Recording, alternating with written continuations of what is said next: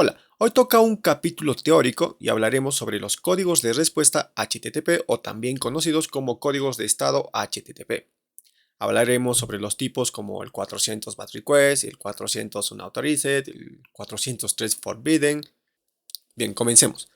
Cada vez que nosotros desde un cliente, ya sea JavaScript, aplicación móvil o simplemente desde el navegador solicitamos algo a un servidor, esta solicitud siempre devuelve un tipo de respuesta, tanto como si la solicitud al server fue exitosa o como si hubo algún error.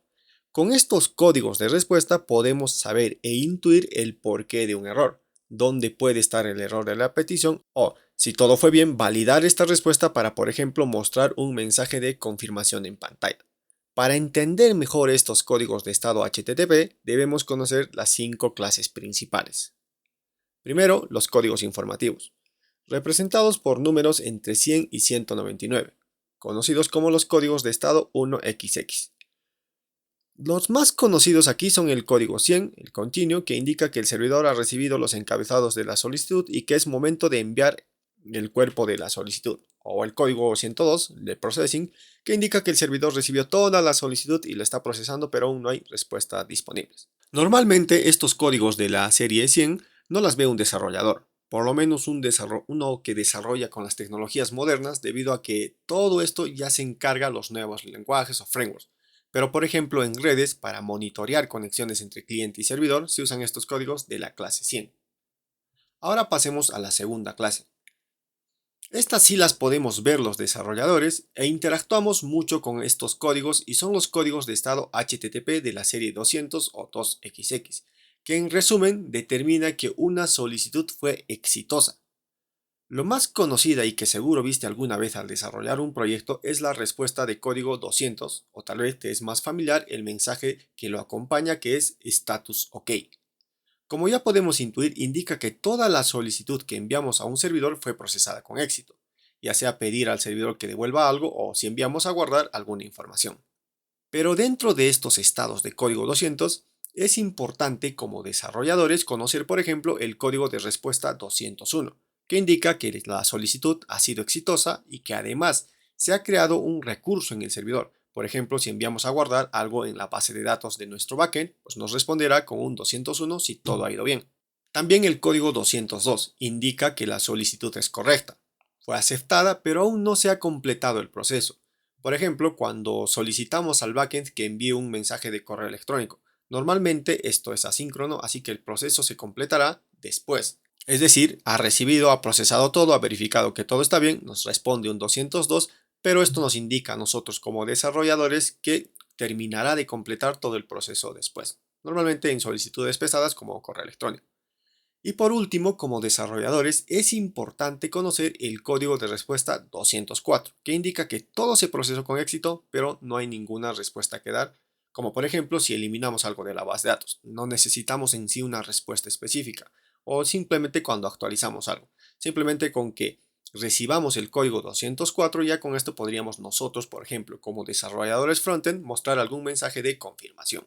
Ahora pasemos al tercer tipo de códigos de estado HTTP, que vendría a ser la serie 300 o 3XX. Similar a la serie 100, estos los vemos muy poco como desarrolladores, están hechas para indicar que el servidor al que hemos solicitado algo nos está redirigiendo a otro servidor. Por ejemplo, si tenemos un dominio o subdominio que redirige a nuestro dominio principal, en este caso estaríamos recibiendo estos códigos de respuesta.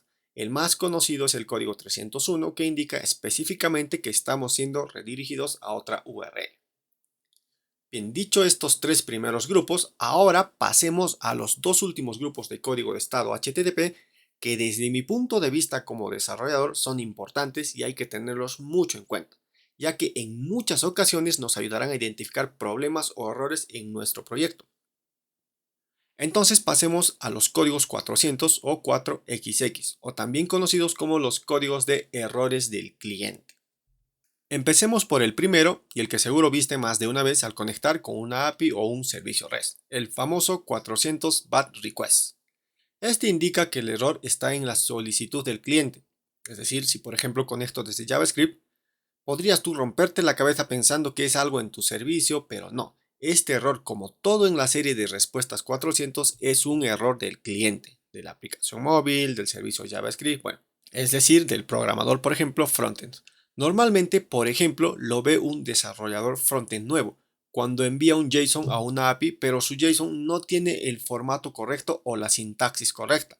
Entonces, si vemos un código de respuesta 400 BAT requests, deberíamos principalmente pensar en errores de sintaxis en lo que estamos enviando. Sobre todo si somos frontend, si estamos desarrollando en React y Vue y recibimos esto, recuerda, el error principalmente debe estar en alguna sintaxis que estás escribiendo mal o estás estructurando mal alguna petición cuando quieres solicitar algo a un servidor. El código de estado 401 unauthorizen. Este es otra respuesta u otro código de respuesta HTTP muy común, una muy preguntada en foros y grupos de programadores. Lo que indica este código es que tu solicitud fue aceptada pero no tienes permisos para recibir o acceder al servidor. Por ejemplo, si verificamos nuestra identidad con token o si estamos conectándonos utilizando un token, probablemente el token ya caducó o lo escribimos mal o también simplemente nuestro usuario no tiene permisos para esa petición en específico. Entonces, cuando veamos este error, debemos pensar en que si realmente tenemos correctas las credenciales para autenticar con el servidor. Por ejemplo, cuando copiamos y pegamos código de la documentación de Firebase, a veces no monitoreamos si estamos recibiendo un token correcto o si estamos enviando algo correcto y por ejemplo enviamos valores nulos u otro tipo de valores y Firebase inmediatamente nos responde con 401 porque esperaba un token válido. Entonces siempre que recibamos un 401 unauthorized debemos revisar si nuestras credenciales para conectarnos al servidor son las correctas. Bien, pasemos al error 403 forbidden. Si alguno empezó a conectar su propio frontend server con su backend server, seguro que en algún momento se topó con este error. Esto sucede porque el servidor donde está el frontend no tiene acceso o no tiene autorización para conectar con el backend. Por ejemplo, en el problema de dominio cruzado entre servidores diferentes, tema que vimos en el capítulo pasado entre Vue y Django. Entonces, cuando nos topemos con este error, lo más probable para solucionar es configurar el servidor backend para que acepte peticiones de nuestro servidor frontend. Y ahora el error que en los cursos de este canal se habla mucho y en general creo que la mayoría de desarrolladores web lo conoce es el error 404, que en resumen básicamente indica que intentas conectar a una URL que no existe en el servidor. Puede que sea porque escribiste mal la ruta, pusiste de más un slash o simplemente el servidor al que intentas conectar realmente no tiene la URL o el recurso. Por ejemplo, podría no tener una imagen o un video al que intentas acceder. Pasemos al error 405, el method not allowed o método no permitido. Esto sucede normalmente cuando solicitamos algo a un servidor con un método específico, por ejemplo, para pedir a un backend guardar un registro en la base de datos, pero especificamos un método get en la petición. El proyecto backend espera que enviesen la petición por un método post. Entonces, al no aceptar otro método que no sea el post, responderá con un 405. Normalmente en el backend, para cada servicio limitamos qué tipos de métodos pueden acceder al servicio y si no se cumple con ello, la respuesta automática siempre es 405. Otro error muy común del cliente es cuando solicitamos o enviamos al servidor operaciones pesadas o de mucho tiempo. Por ejemplo, la red de tu aplicación o de tu proyecto frontend es lenta e intentas enviar una imagen o video grande. El servidor abre conexión a tu petición, pero como el cliente demora o se demora demasiado en subir esta información o en completar todo sobre la petición, el servidor corta la conexión y responde un 408 request timeout.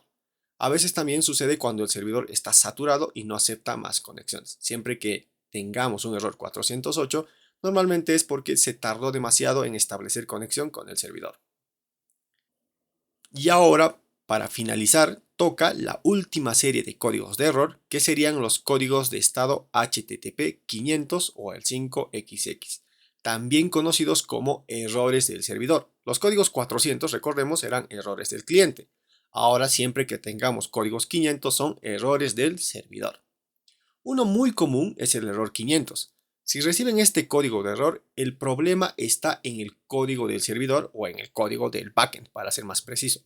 No validaron bien algo, alguna función no se llamó, alguna incoherencia, bueno, en fin. Viene más sujeto a que el código del proyecto del backend tiene algún problema. En este caso hay que solicitar, por ejemplo, al programador back que revise su servicio y tenga una respuesta más clara del problema. No utilicemos este código para limpiarnos las manos, pero si sucede esto, es problema del código del proyecto back.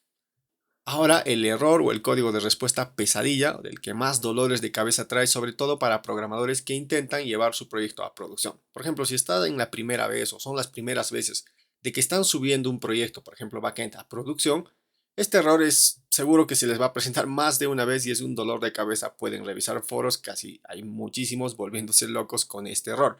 Y es el famoso error 502 Bad Gateway. Esto está más relacionado a que el servidor no está funcionando bien. Para ser específico, hay algún problema de comunicación entre el software que ayuda a levantar el servidor, por ejemplo Nginx, y el servidor como tal.